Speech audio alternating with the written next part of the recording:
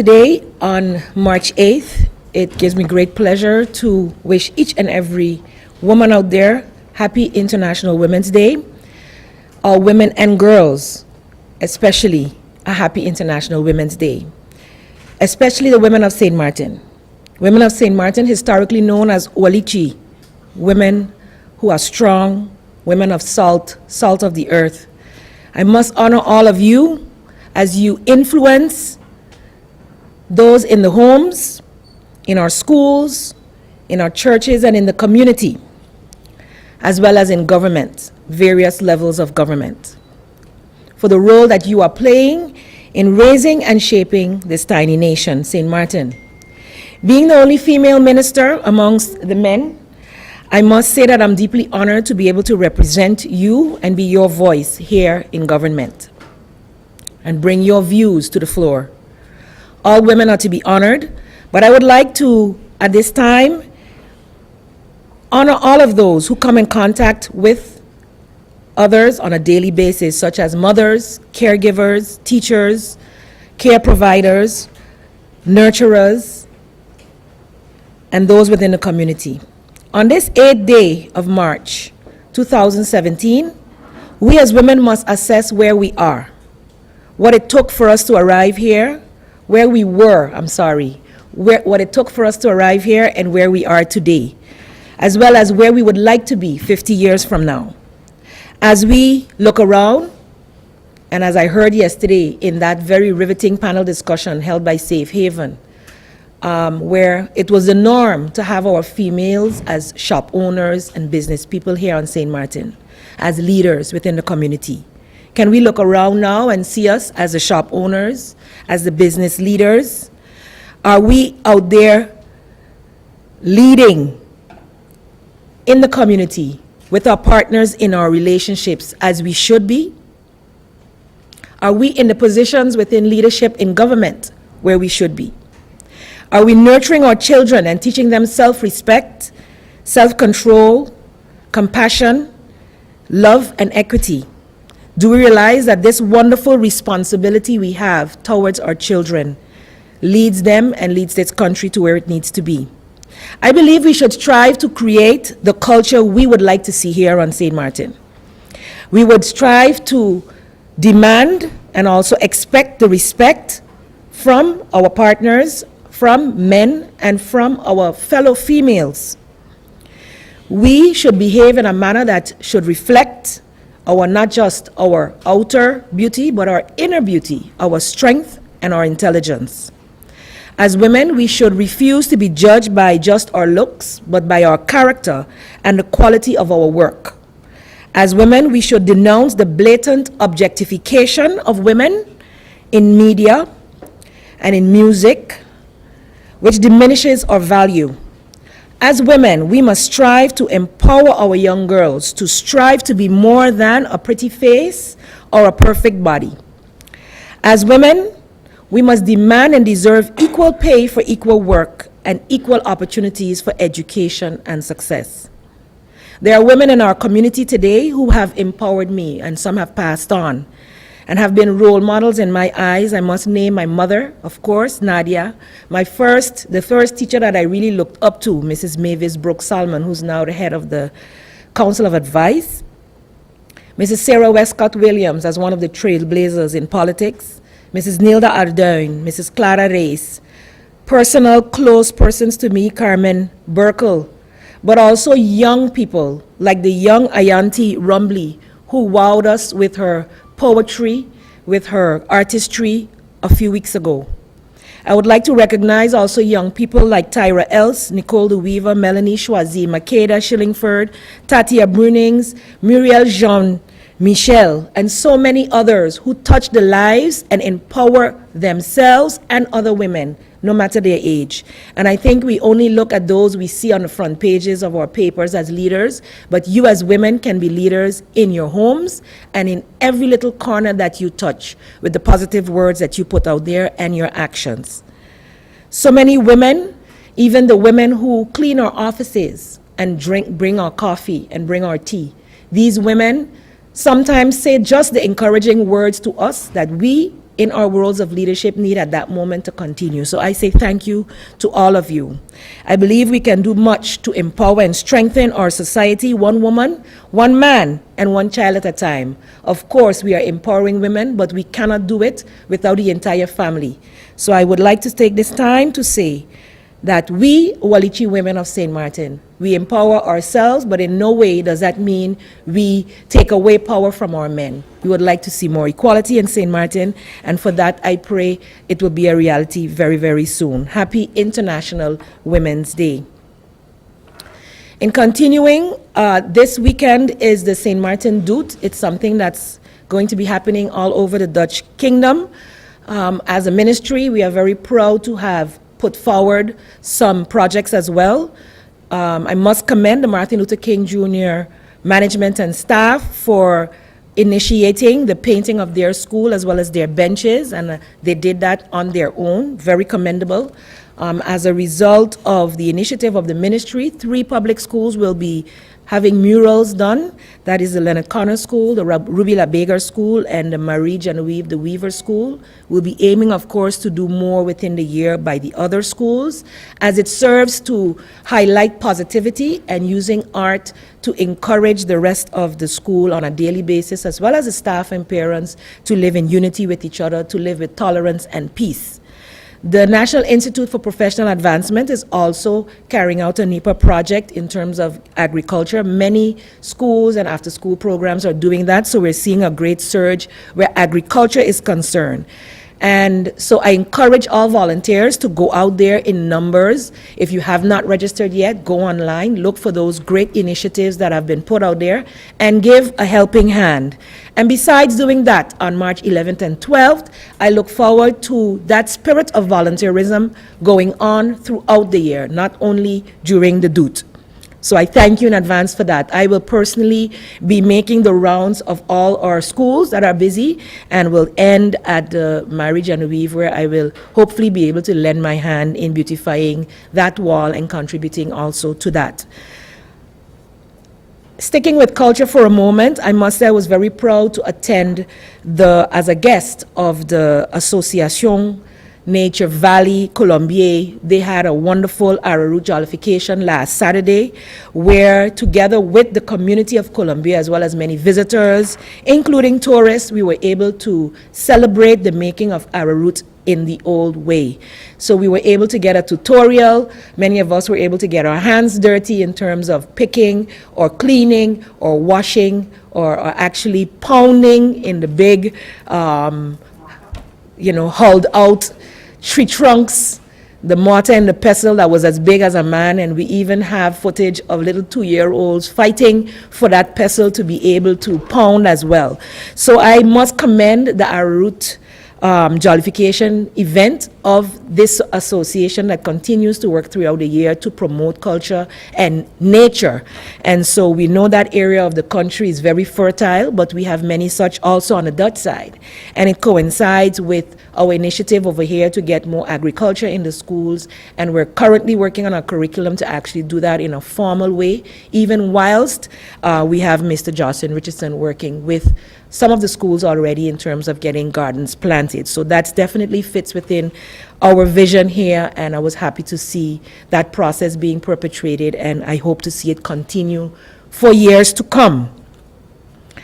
Moving over to sports, on Sunday, upcoming on the 12th of March, the under-13 selection of the national soccer team will be traveling to Aruba to take part in the Himno y Bandera soccer tournament, which will feature all the Dutch Caribbean islands, Aruba, Curacao, Bonaire, St. Martin, as well as 2 South American countries, Colombia and Venezuela. So we wish them much success in their endeavors. This is their second time attending this event, and we're proud to be able to send out a team from the national under-13 young boys. Much success to them.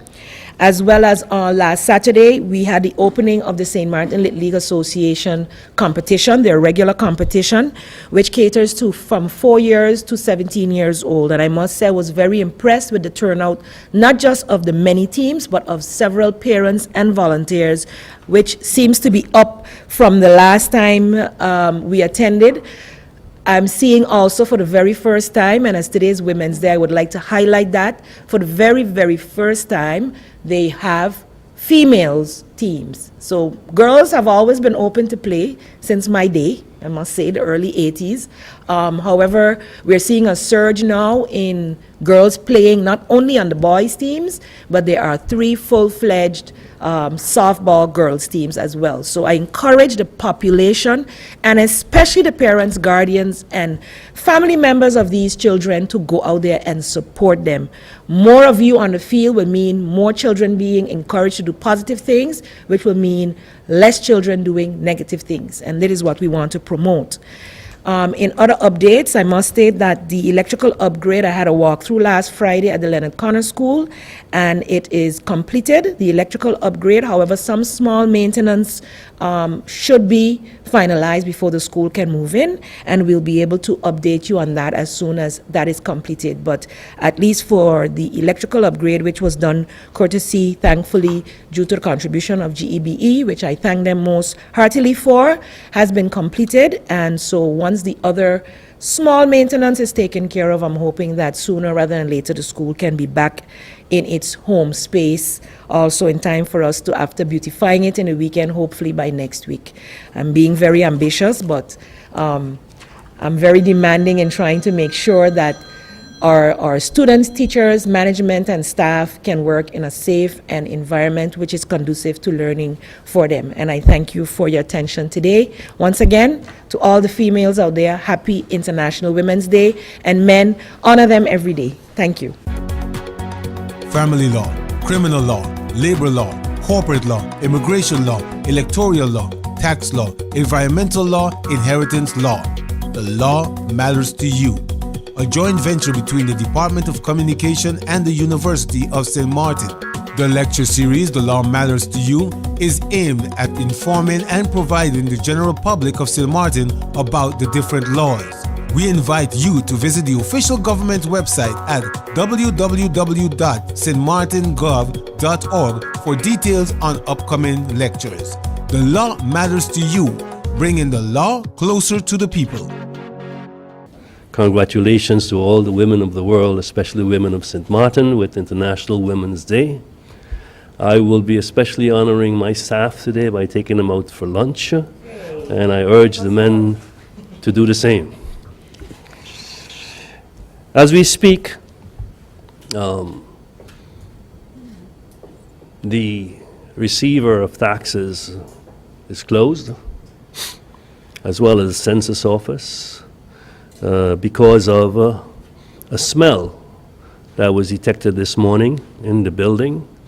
Has not been discovered yet where that smell is coming from, what's the source of the smell, or it's the nature of the smell, whether it's sewage, whether it is electrical, or another base for this problem.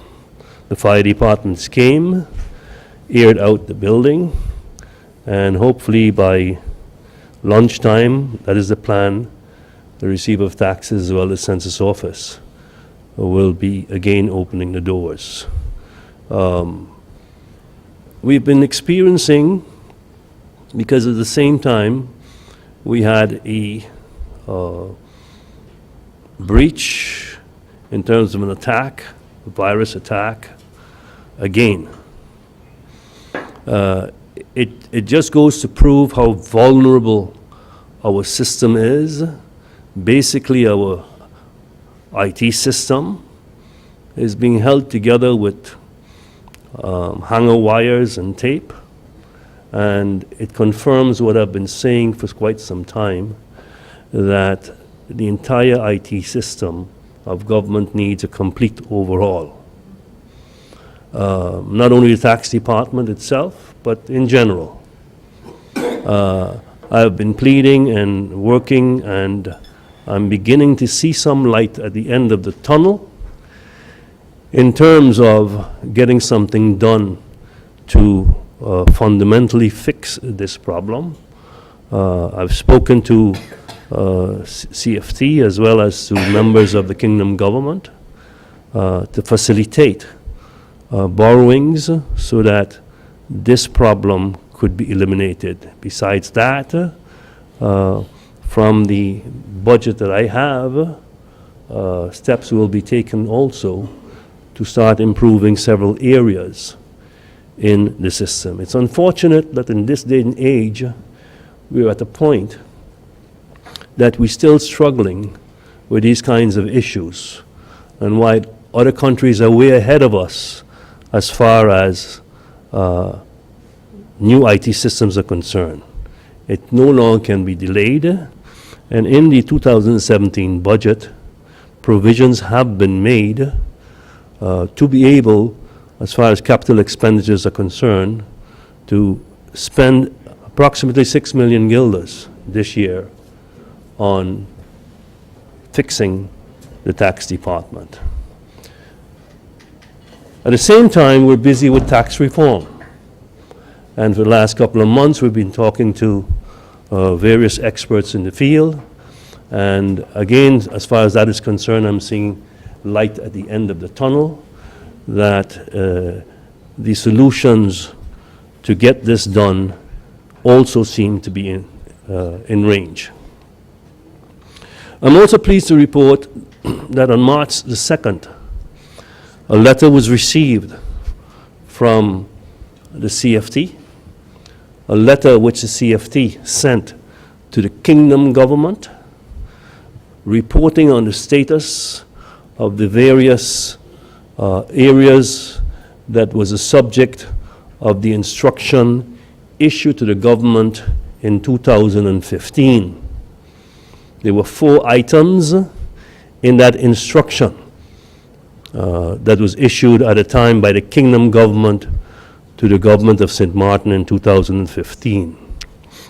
One of those items required a demand that we compensate for the deficits that were built up in the past. So annually, budgets were being prepared, not met, and from that, deficits were created, and those deficits just keep piling up, to the point where the Kingdom government no longer found that that was a responsible way to proceed, and then it demanded an instruction that we have to compensate for those deficits.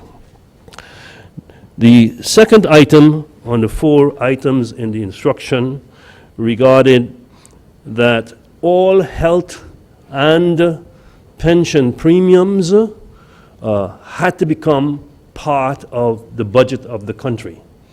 So in the revenues that you project that you're receiving, you had to also include, next to that, the expenditures you had for health care as well as pension premiums. The third item on the instruction given to the government in 2015 was that they had to resolve all of the back payments that existed at the time. They had to resolve the delinquent accounts that were open where creditors were not being paid. And finally, the 4th item on the instruction was that we had to take measures to make health and pension pension systems financially viable.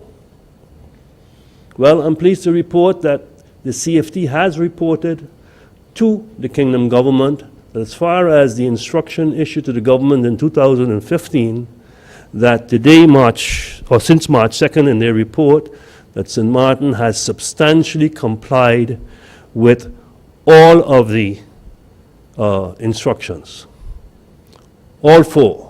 As far as the instruction, however, relative to making health and pension funds viable, financially viable, that can only be finalized with legislation. So the preparatory steps that we have taken, the CFT has recognized those steps. However, it takes Parliament, or law from Parliament, to confirm those preparatory steps we take, and they've given us until the end of 2017, based on a action plan that we have presented, to drive that legislation to Parliament and obtain a decision from Parliament to finalize that fourth item completely.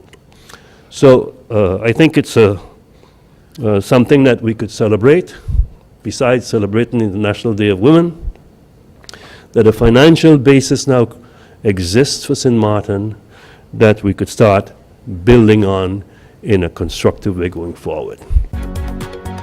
Family law, criminal law, labor law, corporate law, immigration law, electoral law, tax law, environmental law, inheritance law. The law matters to you. A joint venture between the Department of Communication and the University of St. Martin. The lecture series, The Law Matters to You, is aimed at informing and providing the general public of St. Martin about the different laws. We invite you to visit the official government website at www.stmartingov.org for details on upcoming lectures. The law matters to you, bringing the law closer to the people. I'd like to echo the comments of my previous ministers, wishing happy International Women's Day. I'd like to also perhaps clarify a little bit or add a little bit to the statement of the Minister of Finance regarding our progress on national health insurance. While certainly the process of having legislation approved by Parliament is, let's say, the culmination of the efforts, I think it's important to recognize that a reform of our healthcare system or national health insurance is a complicated process, and we need time to work together with stakeholders to make sure that everybody's concerns and feedback is incorporated. So while the culmination will come with the eventual, hopefully, approval by Parliament of legislative changes, there are many moving pieces to NHI and national health reform. And so we need the time not only for legislation, but also for the consultative process and making sure that we get national health insurance and national health reform correctly. You know, if we have a system that's underfunded, that's going to translate into a lack of proper health care for our citizens. And if it's overfunded, in other words, if it generates too much money, it means that that's money that's removed from our economy, which also is destructive. So we are, as I've mentioned in the past, looking for a Goldilocks solution, something that's not too expensive, not too cheap, but just right. I'd like to also announce that we are planning on short notice to begin with a more intense inspection schedule, an intense compliance effort. So I make the distinction between inspection and compliance because I think that our overall goal is to improve compliance with our laws and our rules in the country. And I think making sure that businesses and citizens are aware of what those rules are is as important as the compliance efforts of the inspectors. So the information is available on our website, ministryvsa.sx. So our effort is to improve compliance, of which inspections is part of the tools available to the ministry. We are in discussion with the other ministries towards working a renewed effort towards interministerial cooperation. If you remember, since the time of the controls at Maho, there haven't been that broad interministerial cooperation in terms of our inspections. There's been pockets of cooperation, but we're in discussions again about how to renew that interministerial cooperation. And why is compliance an issue? Why is it something that we're focusing on? Because I believe that a lack of compliance translates into, number one, a loss of revenues possibly for government. It exposes government to risks. For example, as Minister of VSA, we are signing for medical evacuations for undocumented and uninsured patients, and these expenditures include air ambulance and often very expensive medical expenditures, which come out of the budget of the governments. So it exposes governments to financial risk.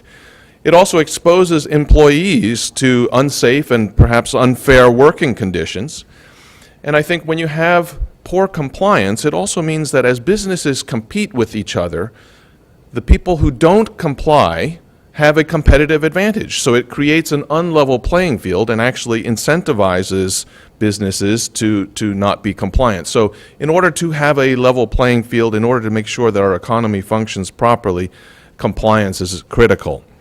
And perhaps most importantly, it also means that if you have people who are working here who are not documented, who don't have their paperwork in order, it's a missed opportunity for our local citizens to be properly employed. So when we speak about compliance, what is it that we're really speaking about is, number one, if you have to have a work permit, and the people who are required to have a permit, or people who are exempted from having a work permit include permanent residents, people who are married to Dutch nationals, or Dutch passport holders. So unless you fit one of those criteria, you are obligated to have a work permit. Make sure you get your work permits. I'm going to go through a list. Copy of your Chamber of Commerce registration, copy of your business license, copies of director's licenses, copy of your labor registration, copy of employment and residence permits for the employees, copies of your SZV cards and SZV registration of employees, copy of lists of personnel, work schedules of employees, overtime registry for employees, and a number of health and safety standards, which I won't go into, but include lighting, proper environment, ventilation, clean drinking water, and proof that the employees receive pay slips. So expect a more intense control schedule, and I will be joining the control team for some of these. I do like the field trips to go out and kind of get a feeling for what's happening in the community so that we can take the real what's happening in the community and bring it back to Council of Ministers and make sure that what we see and what needs to be corrected is addressed in a structural manner within the policies of government.